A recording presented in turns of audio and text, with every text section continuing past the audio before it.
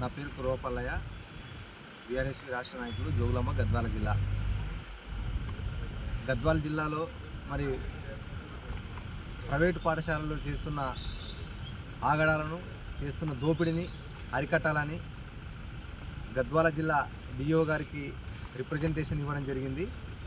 మరి academic year start అవుతుంది రేపు జూన్ 12 నుంచి.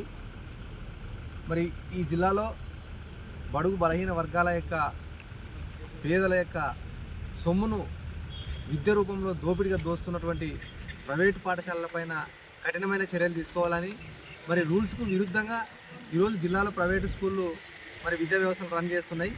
వాళ్ళకి పర్మిషన్లు తీసుకునేటప్పుడు మరి దాంట్లో అన్ని హంగులు చూపించి అన్ని రకాలుగా సౌకర్యాలను చూపించి పర్మిషన్లు తీసుకుంటున్నారు. కానీ స్కూళ్ళు మాత్రము పోయి చూస్తే అవి ఇండ్ల టైప్లో ఉన్నాయి, లాడ్జ్ల టైప్లో ఉన్నాయి. మరి పెంకుటిల్లు, రేకుల టైపు, గుడిసెలలాగా ఆకారంలో మరి వాటిలో పాఠశాలను రన్ చేస్తూ మరి పేదల యొక్క సొమ్మును రక్త జలగల్లాగా తాగుతూ ఉన్నారు.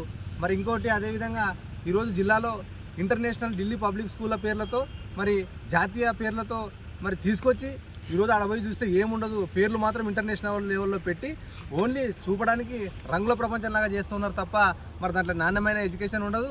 మరి క్వాలిఫికేషన్ కలిగిన టీచర్లు ఉన్నారు, ఒక బీఈడీ టీచర్లు ఉన్నారు, ఒక ఎలిమెంటరీ ఎడ్యుకేషన్ కంప్లీట్ అయిన వాళ్ళతో చెప్పించారు. బోధన పద్ధతులు అనేవి నాణ్యంగా ఉండడం లేదు. మరి విచ్చలవిడిగా పెట్టలేకపోతున్నాయి, విచ్చలవిడిగా పర్మిషన్లు ఇస్తున్నారు. అందుకోసమనే తక్షణమే పర్మిషన్లు ఇస్తున్నప్పుడు మరి ఖచ్చితంగా ఆ పాఠశాలకు విద్యా హక్కు చట్టం ప్రకారం ఏమేమైతే రూల్స్ అయితే ఉన్నాయో అవన్నీ ఉంటేనే పర్మిషన్లు ఇవ్వాలని మరి డిఓ గారికి విన్నవించడం జరిగింది. మరి కొన్ని స్కూళ్ళ మీద కూడా కంప్లైంట్ చేయడం జరిగింది.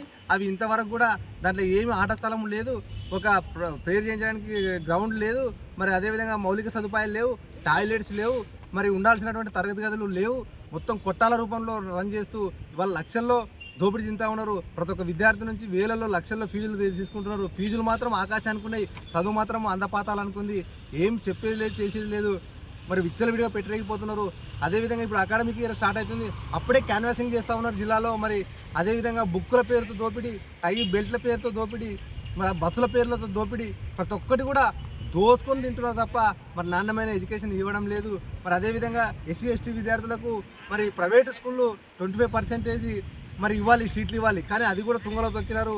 మరి విద్యార్థి చట్టం ప్రకారం ఉండాల్సినటువంటి ఫీజులు ఉండాలి, కానీ ఇవాళ ఆ ఫీజులకు డబల్గా పెంచి ఇవాళ వేలకు వచ్చినాయి. ఒక్కొక్క ఎల్కేజీ నర్సరీకే దాదాపు 40,000 50,000 తీసుకుంటున్నారంటే ఎంత దుర్మార్గమైనటువంటి వ్యవస్థ నడుస్తూ ఉన్నదో జిల్లాలో. మరి దీన్ని తక్షణమే రాష్ట్ర ప్రభుత్వం అరికట్టాలి. రేవంత్ రెడ్డి సర్కార్ దీనిపైన ప్రత్యేకమైన కమిటీ వేసి ఈ ఫీజుల యొక్క దోపిడీని తగ్గించాలి. మరి అదేవిధంగా జిల్లాలో ఉన్నటువంటి ఎంఈఓలు కానీ, మరి డిఓ గారు కానీ ఖచ్చితంగా ఎప్పటికెప్పటికే ప్రైవేటు స్కూళ్ళ పైన పర్యవేక్షించి ఖచ్చితంగా సదుపాయాలు ఉన్నటువంటి స్కూళ్ళకు మాత్రమే పర్మిషన్ ఇవ్వాలి. లేని వాటికి తక్షణమే ఆ పాఠశాల యొక్క గుర్తింపు రద్దు చేసే విధంగా కూడా చర్యలు తీసుకోవాలి. భవిష్యత్తులో మా బీఆర్ఎస్ నుంచి ఖచ్చితంగా కూడా పెద్ద ఎత్తున ప్రైవేటు స్కూళ్ళ పైన జోగులాంబ గద్వాల జిల్లాలో పోరాటం తీసుకుంటుంది. ఖచ్చితంగా పేదల పక్షాన, పేద విద్యార్థుల పక్షాన బీఆర్ఎస్ నిలబడుతూ ఉంటుంది. ఈ ప్రైవేటు స్కూల్ యజమానాలు చేస్తున్నటువంటి దోపిడిని, ఆగడాలను వీళ్ళని ఖచ్చితంగా అరికట్టాల్సిందే. లేకుంటే వీళ్ళు పెట్టలేకపోయి ఇవాళ బడుగు బలహీన వర్గాల యొక్క రక్తాన్ని జలగలాగా తాగే పరిస్థితి ఈ జిల్లాలో దాపరించడం చాలా సిగ్గుచేటు. ఏళ్లకెళ్ళ నుంచి మరి దోపిడీ చేస్తూ ఇవాళ కోట్లు సంపాదించుకుంటున్నారు తప్ప ఇవాళ నాణ్యమైన ఎడ్యుకేషన్ లేదు, ఇవాళ సదుపాయాలు లేవు, ఇవాళ ఏవి లేకుండా ఈ రకంగా రన్ చేస్తూ వీళ్ళు వ్యాపారంగా మార్చుకున్నారు విద్యని. అంతే తప్ప వీళ్ళు విద్యను డెవలప్మెంట్ కోసం కాదని ఇవాళ బీఆర్ఎస్ చెప్తా ఉన్నది. అందుకోసమనే డిఓ గారికి కంప్లైంట్ చేయడం జరిగింది. మరి రేపు పొద్దున భవిష్యత్తులో కూడా ఖచ్చితంగా దీనిపైన, ఈ ప్రైవేటు స్కూళ్ళ పైన, వీళ్ళు చేస్తున్న దోపిడీ పైన, వీళ్ళు చేస్తున్నటువంటి అరాచకాల పైన ఖచ్చితంగా కూడా పోరాటం తీసుకుంటుందని ఈ సందర్భంగా హెచ్చరిస్తూ డిమాండ్ చేస్తున్నాము.